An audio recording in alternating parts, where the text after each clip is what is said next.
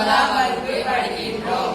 நாங்கள் district Bharat filter தான் ஆய்வுக்காக எடுத்துக்கொண்ட தலைப்பு ரோட் கிளீனர், சாலை சுத்திகரிப்பான்.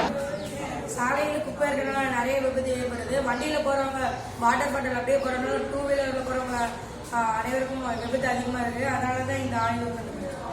இந்த ப்ராஜெக்ட் செய்யறதுக்காக நாங்கள் எடுத்துக்கொண்ட பொருள் ஒரு டம்மி காரு, ஒரு HW பேட்டரி, ஒரு எலக்ட்ரிக் ஒயர், DC மோட்டார். இந்த ப்ராஜெக்ட் செய்யறதுக்காக எங்களோட நோக்கமே ரோட்ல அதிகமாக ஆக்சிடென்ட் ஆகக்கூடாது. இந்த வேலையை செய்யறவங்களுக்கு ரொம்ப ஈஸியா இருக்கும். இதான் நாங்கள் செஞ்ச ப்ராஜெக்ட். இது பேர் ரோட் கிளீனர்.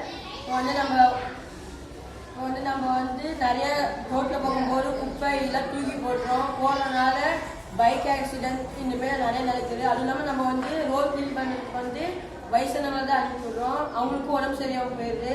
அதுக்காக நாங்கள் இந்த ப்ராடக்ட் செஞ்சுருக்கோம். இது பேர் ரோட் கிளீனர். இப்போ டெமோ பண்ணிட்டு